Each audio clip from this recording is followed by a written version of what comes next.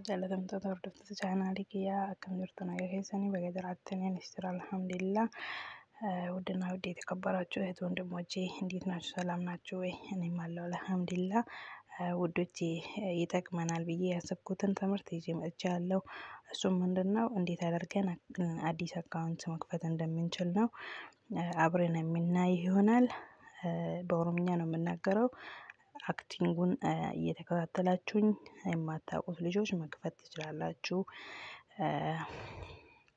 ለቻናሌ አዲስ የሆናችሁ ደግሞ ሰብስክራይብ እያደረጋችሁ እንደዛም ላይክ እያደረጋችሁ እንድታግዙኝ በአክብሮት ጠይቃችኋለሁ።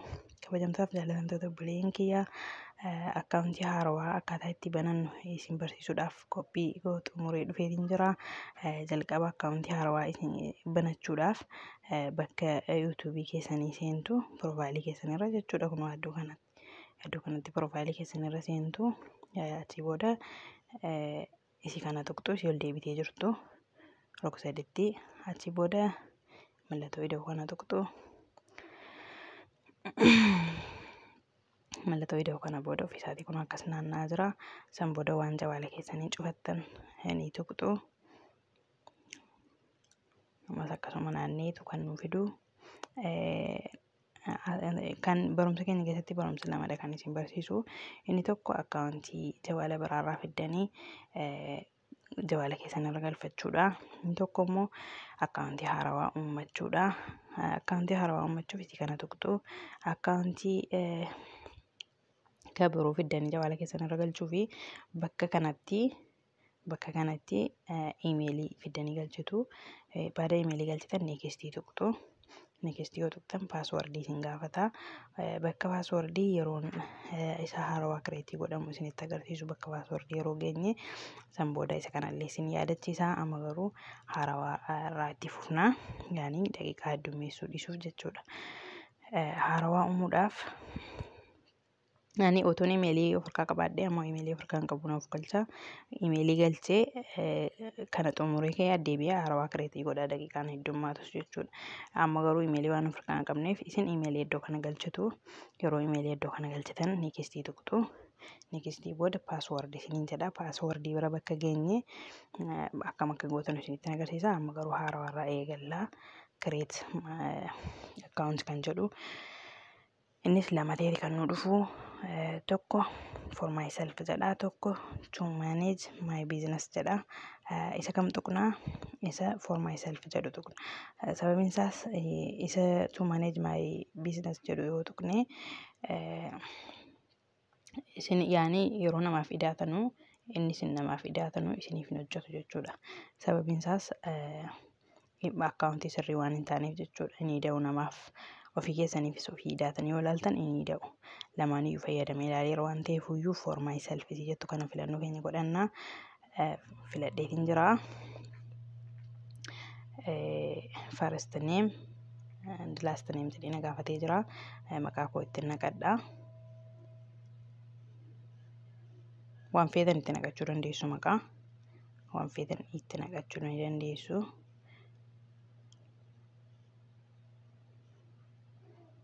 Guyyaa dhalootaa gaafata. Guyyaa dhalootaa laazim guyyaa dhalootaa keessanii ta'uu hin dirqama miti. Garuu foormiin jedhame immoo guutamuu qaba.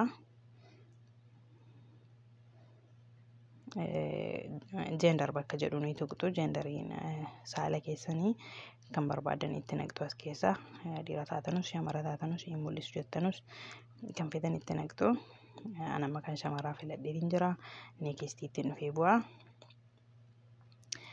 Neekistii isa silaatii wajjiniin walitti fuudhaaf deemaa jirra amma isa kan iimeelii haarawaa jechuudha. Ammas iimeelii naa kennee jira. Iimeelii kiyya filadhaa. Iimeelii kunoo iimeelii lama naa kennee jira. Iimeelii sadaffaa ofii keetiin kireetii godhachuu barbaaddaa jedhee naa kaa'ee jira. Yoo ofii kootii kireetii godhachuu barbaade kunoo kanaan tuqaa.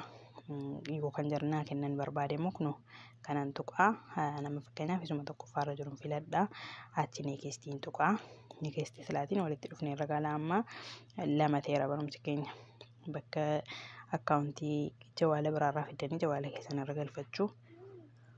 Kun akkasitti neekistii tuqnaa. Paaswordii gaafata. Waan feetan itti naqattu. Dijitii 8 konferii islee ni gaafata. Bakka konferii sanitti illee fiddanii waan feetan itti naqattu. Akkasitti sana booda ammas neekistii tuqxu. Lakkoofsi bilbilaa laazimaa asirratti ni guutama. Ofiif guuttu malee dhumarratti yoo lakkoofsi sun akka isiniif turu akka isiniif taa'u barbaaddanii asitti si kana tuqxu yes I am in jettanii lakkoofsi sun akka googilii irra hin galle barbaaddanii immoo skip kana tuqxu. Fakkeenyaaf lakkoofsa ittiin naqaa.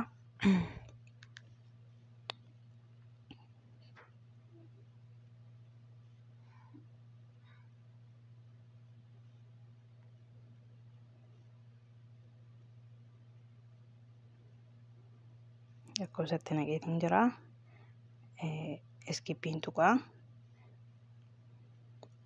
Lakkoofsi kun intinaarra hin deemu. Yani sababa skippii tuqee yes I am tun jedhe lakkoofsi sun koodiin lakkoofsanii naa dhufu malee naaf banamuu hin danda'u. Amma lakkoofsa maleedha kan inni banamaa jiru. Skippii tuqeera waan ta'eef iyyuu neekistiin tuqaa jechuudha. Isa kan kireetii gochuutiin immoo lakkoofsa yeroon isin gaafate lakkoofsa bira darbitanii neekistiidhuma yoo tuqxan neekistii fudhatee deema jechuudha osoo lakkoofsatti hin naqin. Kun immoo lakkoofsatti naqxanii kaatanii neekistii tuqxu.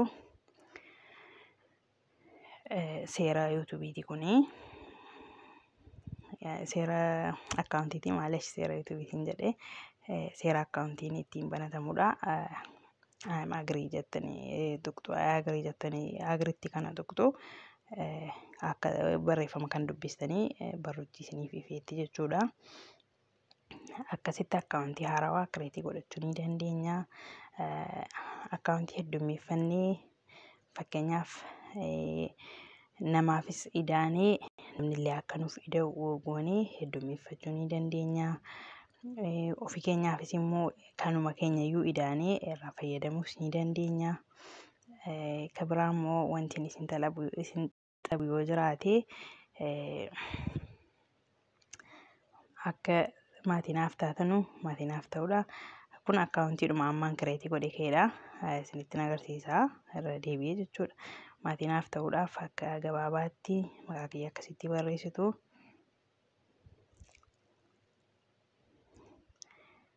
Roozaa Tuub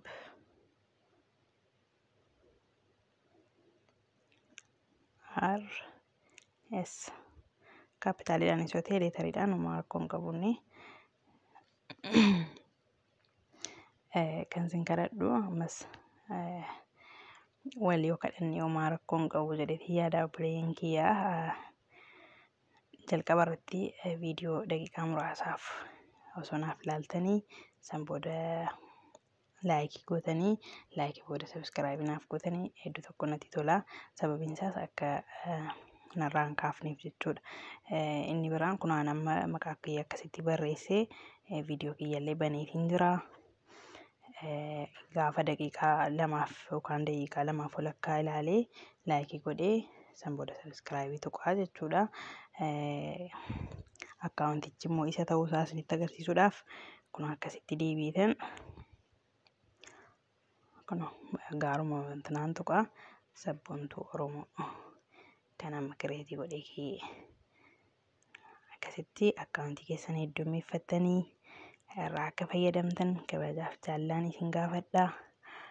Anallee maatiinaaf ta'a. Laayikii sabiskiraayibii sheerii naaf godhaa. Akka na jajjabeessitanu ammas abdii kiyyaa akkasuma kabajaaf jaallaan isin gaafadha. Akka irraa barattan abdii sanarraa qaba. Assalaamu alaikum warahmatullaahi wabarakaatuh.